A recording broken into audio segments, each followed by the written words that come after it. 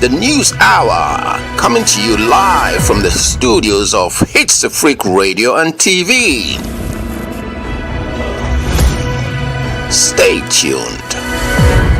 Download the tuning app onto your mobile phone today and catch up on all the latest news from HitzAfrik Radio. Broadcasting live on modern Ghana and our website www.hitzafrikradio.org.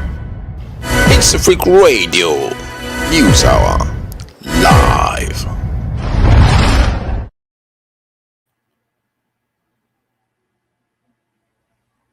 The news hour coming to you live from the studios of HitzAfrik Radio and TV. Stay tuned. Download the tuning app onto your mobile phone today and catch up on all the latest news from HitzAfrik Radio. Broadcasting live on modern Ghana and our website www.hitzafrikradio.org. HitzAfrik Radio News Hour live. Good morning. The time is exactly 7 o'clock GMT in the studios of HitzAfrik Radio and TV. Today is the 19th day of the month of April 2021. Now let's do the news headlines. NDC hold field Akufo-Addo government. Vice Chancellor's pledge to support Education Minister. Second dose of COVID-19 vaccine extended. Don't think laws don't work in Ghana. Learn from Equipping Polo's saga. These and many other stories we bring your way this morning. Stay tuned as we do the news in detail. The news hour coming to you live from the studios of HitzAfrik Radio and TV. Stay tuned. Download the tuning app onto your mobile phone today and catch up on all the latest news from HitzAfrik Radio. Broadcasting live on modern Ghana and our website www.hitzafrikradio.org. HitzAfrik Radio News Hour live. You're still logged on to HitzAfrik Radio and TV. We are transmitting live on our website at www.hitzafrikradio.org. We're also streaming live on Facebook, YouTube, Twitter at HitzAfrik Radio and TV. Now let's do the news in details. National Democratic Congress hold field Akufo-Addo government accountable. NDC to minority. The minority in parliament has been urged to hold the field Akufo-Addo government accountable. This, according to the National Democratic Congress, NDC, can be possible if the members of parliament are united. NDC General Secretary was contained communique signed by the General Secretary Johnson Isiedu Nketia after the NDC held a 3-day retreat in Ho in the Volta region. The meeting, which ended on Sunday, 18th April 2021, discussed, among other things, issues relating to the 2020 polls. The NDC Parliamentary Caucus has been advised to work hard with a united purpose and hold the field Akufo-Addo government accountable, the communique said. The communique issued at the end of the NDC's post-election retreat says, the leadership of the National Democratic Congress, NDC, concluded a 3-day retreat in Ho in the Volta region on Sunday, 18th April 2021. The retreat was attended by the party's flag bearer and running mate for the 2020 presidential election, the Functional Executive Committee, representation from the Council of Elders, Parliamentary Caucus leadership, all 16 regional chairmen and secretaries and other leading members of the party. This special program was intended to assess the party's performance in the 2020 general elections, strengthen the structures of the party, and strategize on the reorganization of the party for victory in the 2024 general elections. Also, the meeting thoroughly examined the role of the Electoral Commission, the military, and other security agencies in the 2020 general elections. The leadership of the party resolved to immediately address the challenges that affected the party in the 2020 general elections, push for electoral reforms, and embark on a series of programs to enhance party unity and rekindle the spirit of commitment and hard work among the rank and file of the party for the recapturing of power in 2024. A roadmap for the reorganization of the party was adopted and will be announced in the coming weeks upon approval by the National Executive Committee of the party. Party executives at the branch and constituency levels are directed to urgently begin holding regular weekly meetings and activate steps for mobilizing existing and new members. The NDC Parliamentary Caucus has been advised to work hard with a united purpose and hold the failed Akufo-Addo government accountable. The leadership of the party wishes to express their profound gratitude to the rank and file of the party for the land work, dedication, and commitment exhibited during the just ended elections. Their deepest condolence goes to all the families of those who lost their lives in the defense of their democracy. These great men and women have attained martyrdom in the NDC and in our collective democratic pursuit, and the NDC will stop at nothing to seek justice for them. Moving on to other stories, Vice Chancellor's pledge to support Education Minister Dr. Edichim.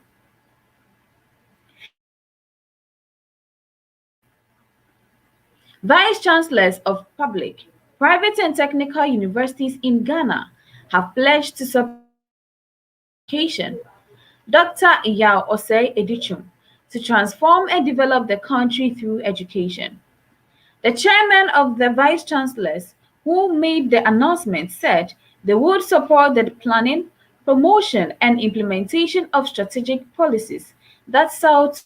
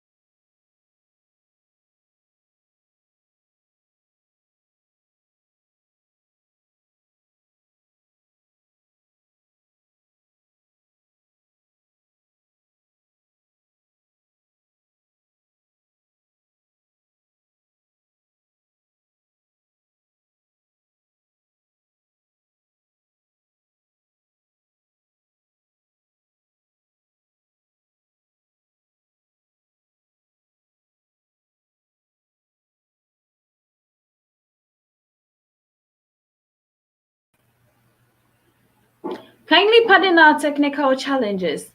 Moving on to other stories. Vice Chancellor's pledge to support Education Minister Dr. Edichum. Vice Chancellors of public, private and technical universities in Ghana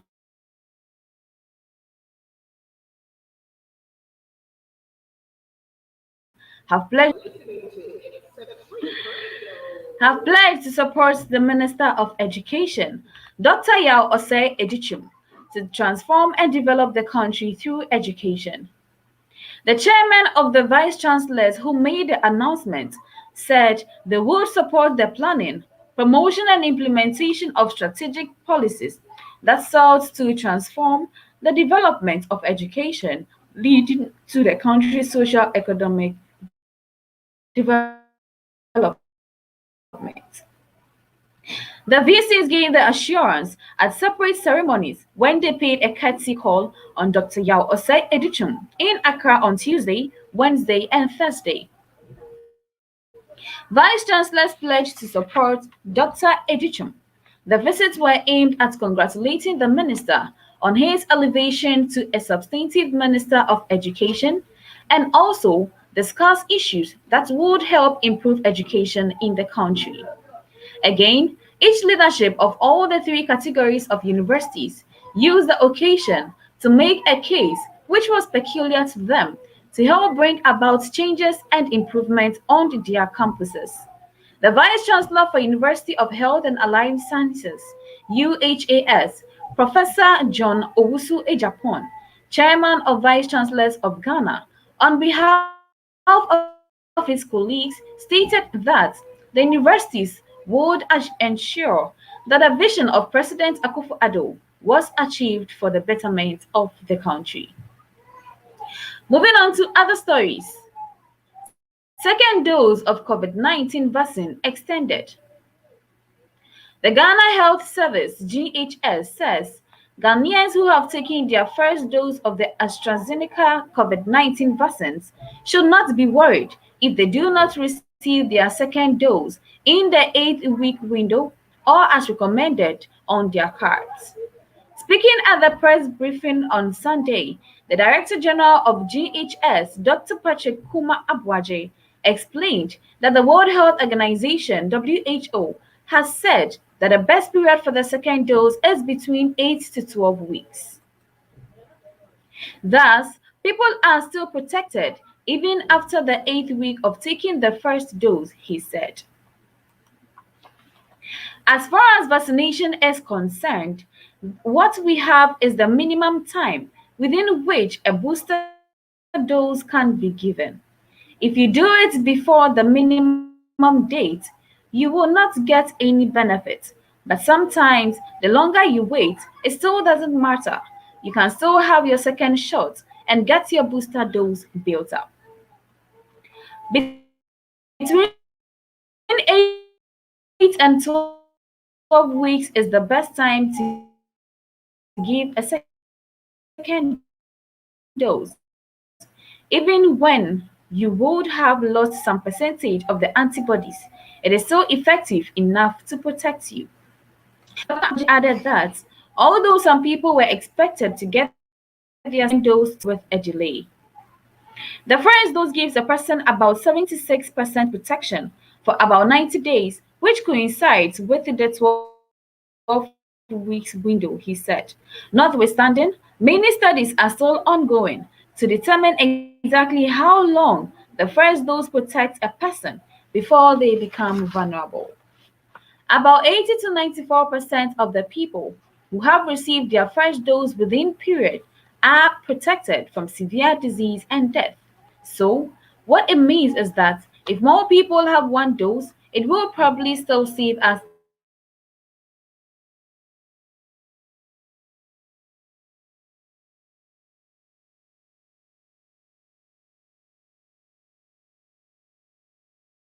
a lot of lives. He added that because people can get the second dose between the 8 and 12 weeks window, it will help the people adequately prepare to take their next shot and again aid in deployment. Dr. Kuma Abuaji said that the service is working to ensure that the vaccines arrive so they could deploy them without waiting for the 12 weeks window. Moving on to other stories, about 700 residents in Yepai rendered homeless after rainstorm. Another rainstorm disaster in the Savannah region has rendered about 700 residents from 3 communities homeless, with several properties worth thousands of cedis destroyed. The affected communities include Yapei, Sanglapa, and Kusago in the Central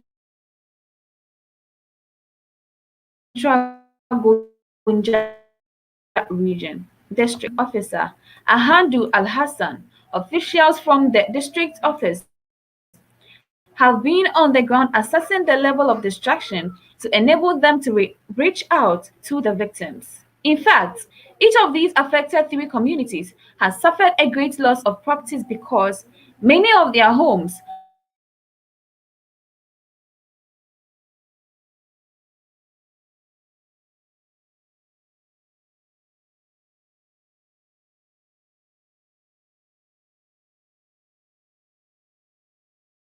But no injuries have been reported. In fact, each of these affected 3 communities have suffered a great loss of properties because many of their homes have their roofs ripped off and foodstuffs destroyed, but no injuries have been recorded for now. Also, the 1 hour rainstorm saw the electricity supply in Yapei cut off. Mr. Al-Hassan said the wires connecting the main transformer were cut as a result of the heavy impact of roofs that were ripped off from buildings. Other properties affected include school buildings, market structures, and electricity poles, among others. The assemblyman for Yapei electoral area, Idi Kamil, said, "Today is a sad day in my community. It all started between 3 p.m. and 4 p.m. from the eastern part of the community. People have to sleep in their neighbors' houses till daybreak because yesterday was Yapei market. Most of them were in the market and were not aware of what was happening in their homes. They thought that the havoc was happening at the market until they got to their various homes and realized that their homes were also hit. Mr. Idi Kamel stated that calls were made to both the District Assembly and the National Disaster Management Organization (NADMO) offices to come to the aid of the people. He added that most of them, especially the women, told me that the storm has blown away their money, and so many of them has lost a lot. In March and early April, namely Fafra number 1, 4, and 6, including Alhas Sankura and Hanga Line, were also hit by a storm that displaced residents and destroyed properties. Moving on to other stories. COVID-19, 8 more die active cases now, 1,334. The Ghana Health Service has indicated that 8 more Ghanaians have succumbed to the COVID-19 pandemic.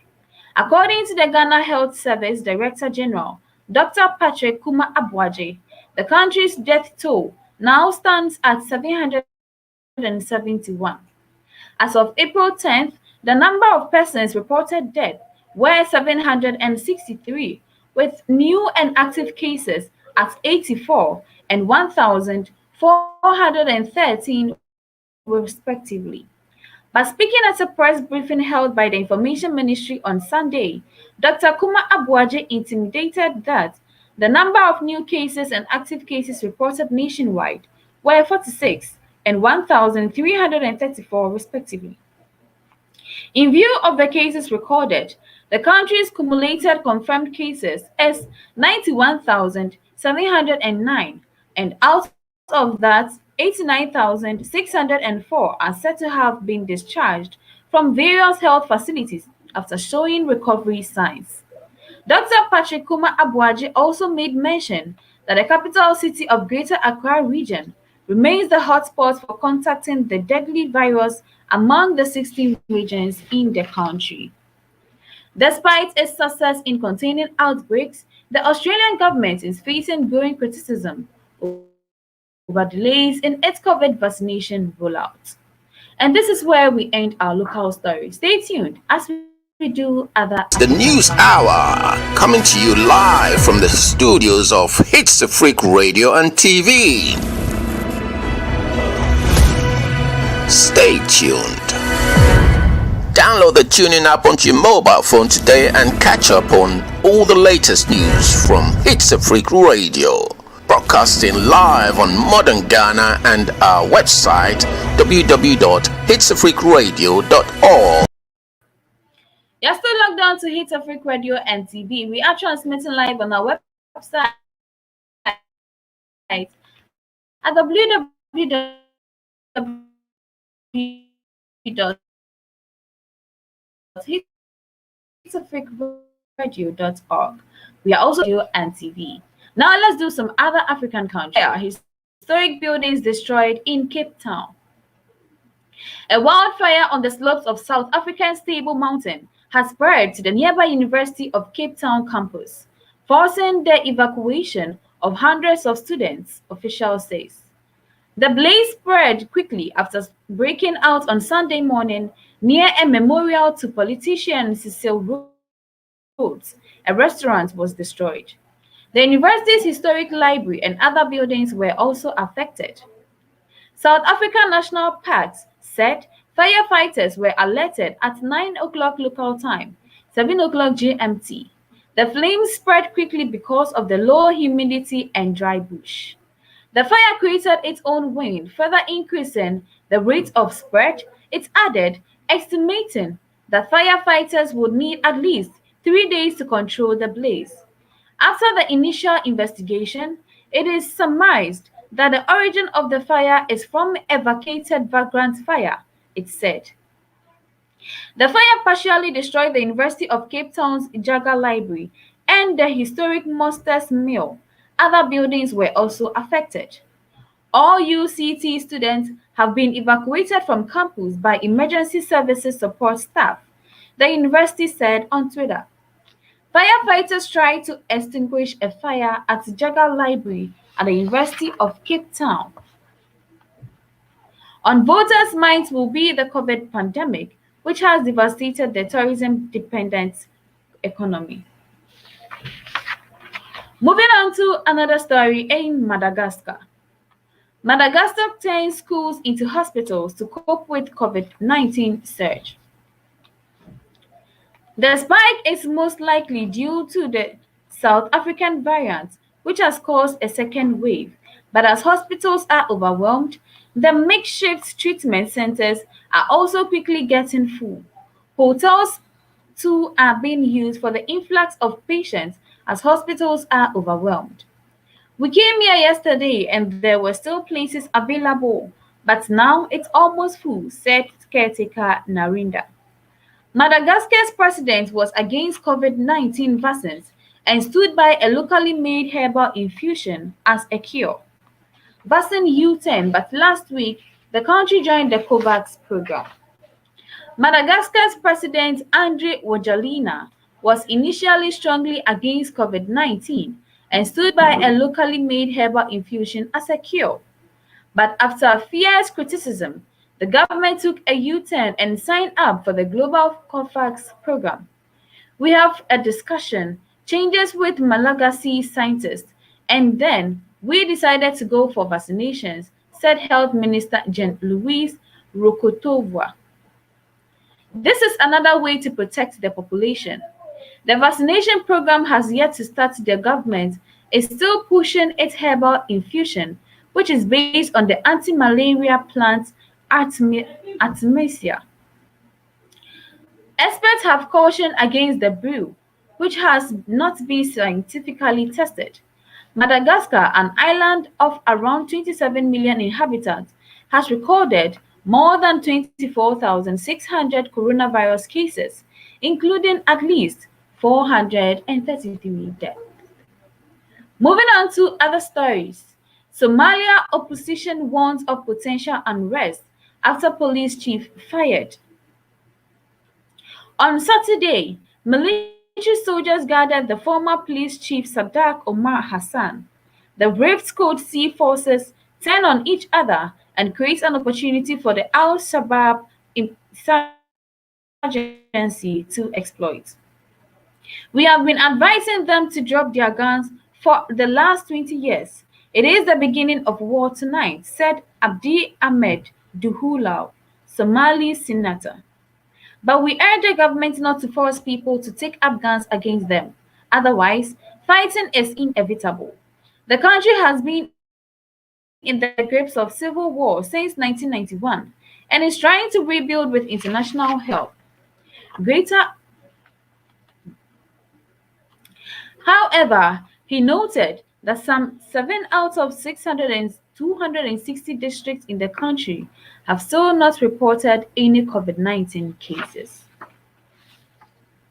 And this is where we end our African story. Stay tuned as we do some world news. The News Hour, coming to you live from the studios of HitzAfrik Radio and TV. Stay tuned. You're still logged on to HitzAfrik Radio and TV. We are transmitting live on our website at www.hitzafrikradio.org. We are also streaming live on Facebook, YouTube, and Twitter at HitzAfrik Radio and TV. Now let's do some foreign stories. Nurse charged for allegedly threatening to kill Kamala Harris. Kamala Harris walked through the Senate reception room to the Senate chamber for the start of the Senate impeachment trial proceedings on January 27, 2020. Nivian Petit Helps has been charged with threatening to kill the vice president. The Secret Service was alerted to the video messages in early March after they were sent over JPay, an application that allows the sharing of media between prisoners and those on the outside. Authorities became aware of the threat after the According to the federal complaint, the messages generally depict Phelps complaining the speaking angrily to the camera about her hatred for President Joe Biden and Vice President Kamala Harris, among others. The Kremlin denies Navalny's claim that President Vladimir Putin ordered the attack, but U.S. intelligence officials concluded that the Moscow government was behind the poisoning, promoting the Biden administration to impose sanctions on senior Russian officials. The BBC is not responsible for the content of external sites. The UK's Foreign Office said in a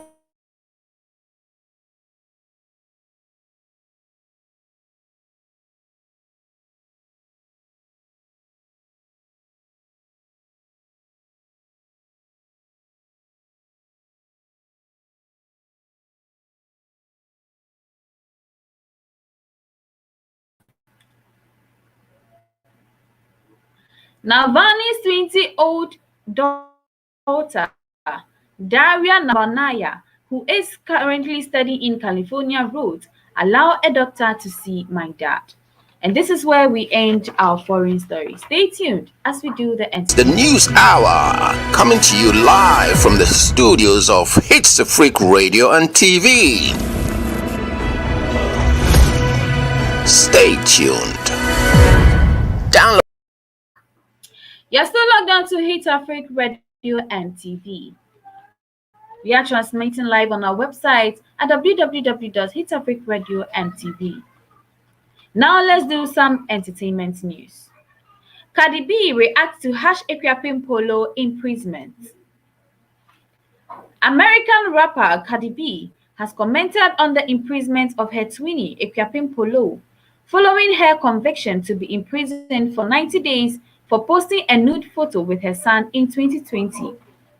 According to rapper, the jail sentence given to the social media personality Rosamund Brown is a bit harsh.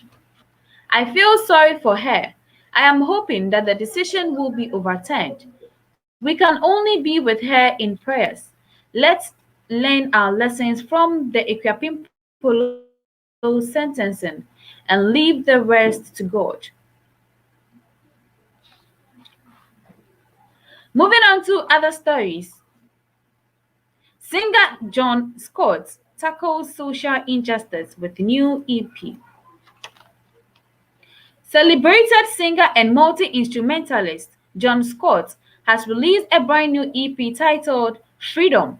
A New Jerusalem is chronicling of the extraordinary times we live in, when the world looks to unite against social injustice. Led by the title track and the stunning and poignant video for Freedom, has already won Best Message at the 2020 Top Indie Film Awards and was nominated for Best Music Video and Best Editing. And this is where we end our stories for today. Stay tuned as we do a The recap News of Hour, today's coming to you live from the studios of HitzAfrik Radio and TV. Stay tuned. Download the tune. You're still logged on to HitzAfrik Radio and TV. Now let's do a recap of today's headlines. NDC hold failed Akufo-Addo government. Vice Chancellor's pledge to support minister. Don't think laws don't work in Ghana. Learn from Ekwapimpolo's saga. These and many other stories we brought your way this morning. Have a lovely morning and do enjoy the rest of our programs. My name is Apna Ahenie.